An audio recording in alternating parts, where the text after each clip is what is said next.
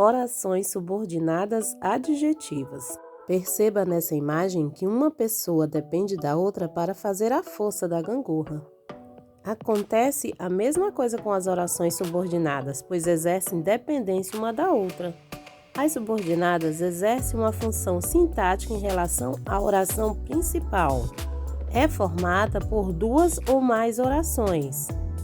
E nestas orações, tem uma que é a principal e a outra é conhecida como subordinada, porque é dependente sintaticamente dela. Veja um exemplo. As crianças saíram quando o sol brilhou. Existe aí duas orações. As crianças saíram quando o sol brilhou. Veja então a estrutura sintática dessas orações. As crianças saíram é chamada de oração principal. Quando o sol brilhou é chamada de oração subordinada. Isso porque tem uma relação de dependência e exerce uma função sintática em relação à oração principal. Ou seja, depende da oração principal. Então, as orações subordinadas adjetivas têm valor de adjetivo em relação à oração principal e, consequentemente, determinam o substantivo antecedente. E elas são classificadas em explicativas ou restritivas.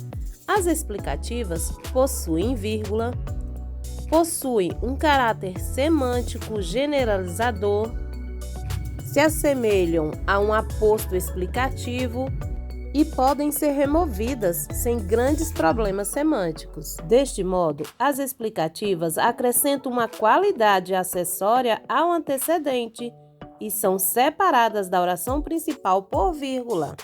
Veja o exemplo. Os jogadores de futebol que são iniciantes não recebem salário. Que são iniciantes é conhecida como oração subordinada adjetiva explicativa. E perceba que, se retirada da oração, não fará falta. Os jogadores de futebol não recebem salários. A oração principal ficou com sentido completo. Já as restritivas, elas não possuem vírgula, possuem um caráter semântico especificador e não podem ser removidas da oração, pois sem elas causam problemas semânticos. Em resumo, elas restringem o significado do antecedente e não são separadas da oração principal por vírgulas, viu? Veja este exemplo. Os artistas que declararam seu voto foram criticados. Veja se você identifica qual é a oração subordinada adjetiva restritiva dessa frase. Se você respondeu que declararam seu voto, você acertou. Perceba que a declaração refere-se somente aos artistas e não veio separado por vírgula. E se eu retirar a subordinada, vamos ver como fica?